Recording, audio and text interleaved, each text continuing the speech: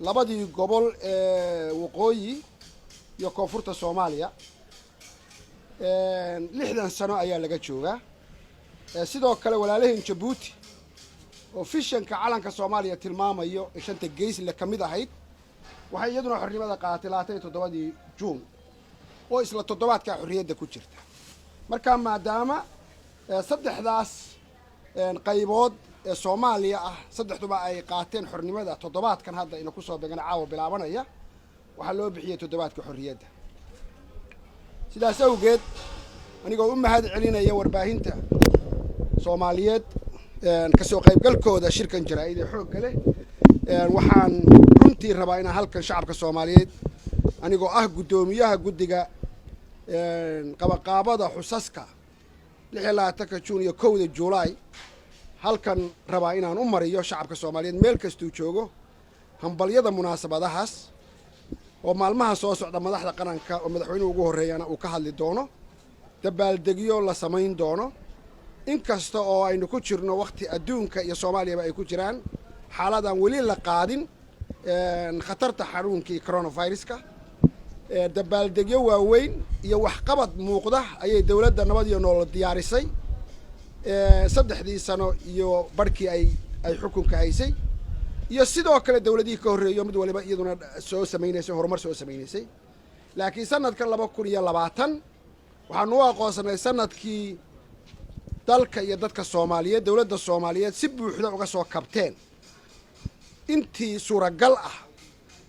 burburkiina ku dhacay 30 sano ka hor marka le si buuxda uga soo kabteen wali waxbaa jira amaan daraa jirta dib u heshiisiin loo baahan yahay jirta arrinta Somaliland oo wali taagan baa jirta laakiin wax fiican ka socdaan dhaqaale xumaa jirta shaqo la'aan baa jirta laakiin adduunka oo dhan dawladaha ma jiro ilaahay un baa wax walba kaamila adduunka oo dhan wax walba ma kaamilo dawladaha midiba in uun bay ka gaadhaa adeega bulshada ama adeega looga baahan yahay in bay ka gaadhaa in kamida oo macquul ah baanu ka taaganaa waad ogtihiin siyaasadda arrimaha dibadda Soomaaliya maanta inay dhammaan joogitaankeedii ama awoodeedii caalamiga ahayd ay soo ceshatay waad ogtihiin dhaqaalaha iyo hawsha dawladda hadda jirta ay ka qabatay oo runtii haddaan coronavirus imaan lahayn hadda ay shaqooyin badan iyo mashaariic badan dalka ay ka socon lahayn hadda laftigeedana rajo laga qabo inay dib u bilowdaan waad ogtihiin adeega bulshada in dawladdu cusbitaallo si lacag la'aan dadka qaarkiis ay ugu yimaadaan ay iyo iskuullo lacag la'aan lagu dhigto in la bilaabay oo meel fiican ay marayso adeeg badan uu jiro dib u dhis dalka uu jiro oo xoog leh marka qaybihii waad ogtihiin amniga in ciidamadeenu ay hadda awood u leeyihiin inay amniga dalka sugaan sida Muqdisho ka arkaysaa almost dadkii nabadiidka ahaa ee laamiyada maragtay dadka Soomaaliyeed ku qarxin jiray wali dib way geysanayaan laakiin 90% ka badan waa la dhimay gobolladana ciidankeena ma wajihi karaan alqaacidadu way baaba'ayaan telefoon baa u haray inay meelaha ka soo dirdiraan marka amnigana waxa laga gaaray horumar weyn oo hadda kadibna aan rajaynayno in ciidamada qalabka sida awood u yeelan doonaan inay geed kasta iyo tuulo kasta dalka Soomaaliya kamida gacanta ku dhigaan marka horumar weyn ayaa socda shacabka Soomaaliyeed waxaan u sheegayaa ama ugu baaqayaa inay weyneeyaan munaasabadahan oo ah wax u dhaxeeya oo ay wada leeyihiin sharafkoodii karaamadoodii jiritaankoodii weeyeen maalmahan dad Soomaaliyeed oo ina ka horeeya awooyaasheena iyo kuwa wali nool ayaa u soo halgamay oo u dhintay marka adduunka oo dhan markii dadku waxay leeyihiin munaasabado iyo marxalado ka dhaxeeya oo aan ku kala duwanayn oo sharafkooda ayay leeyihiin dadka adduunka markii munaasabadan oo kale ay joogaan qof waliba bil ka hor buu community-gu isu yimaadaa xaafadooda hagaajistaa laamiga xaaqa guri kasta calan suraa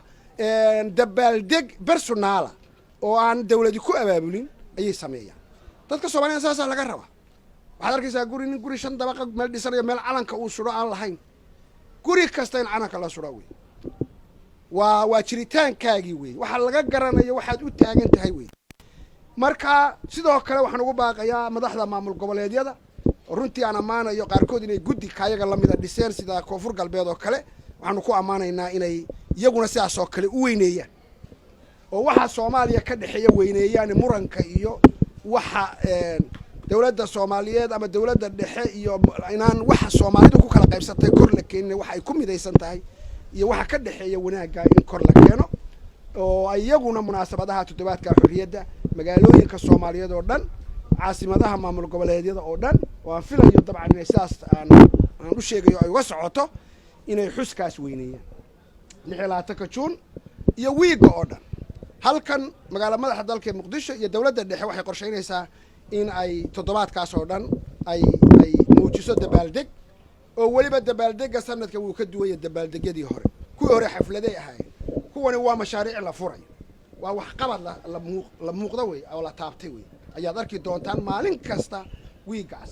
ama gobolada dalka meel kamid ah mashaariic laga furaya ama magaalada madaxda dalka Muqdisho laga furaya marka dabaaldegaygu maadaama aanan bulshadii badnayd isu wada keeni karin xaaladda caafimaad ee adduunka iyo Soomaaliya ku jiro awgeed waxaan culays ka saaraynaa inaan dadka Soomaaliyeed markii hore qorsho ahaa in aanu tusno wax qabadka dawladda Soomaaliya iyo rajada Soomaaliya maanta jirta ee lagu faani karo oo aan filayno in qof kasta oo Soomaaliya ka baxo wixii dhibaha haysta haddii shaqo la'aan hayso dhawaan haddii duruuf amni ay hayso mid walba laga kor qaado oo sida bini aadamka adduunku u nool yahay u noolaano oo ay tahay nabad iyo nolol oo magaca hadda dawladdan u taagan tahay qaadatay ay tahay marka aad iyo aad baa u mahadsantihiin shalayto halkan waxaanu kula shirnay agaasimayaasha warbaahinta gaarka loo leeyahay waxaanu ka codsanay inay nala qaadaan oo nala weyneeyaan oo aanan annaku dirin qaar badanna way istireen oo aragtay telefishinna badan oo halkan jooga ayaa almost week waday hadda inay maragtay xusaan taariikhda Soomaaliya iyo halgankii la soo maray iyo wixiina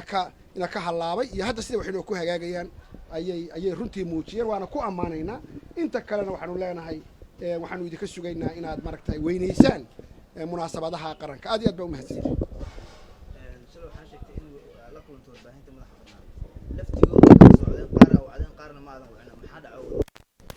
dhici karta adeer in afariintu dadka wada gaarin laakiin annagu waxaanu leenahay agaasinka xiriirka warbaahinta gaarka loo leeyahay marka waa ka xun afariintu gaarin ay jirto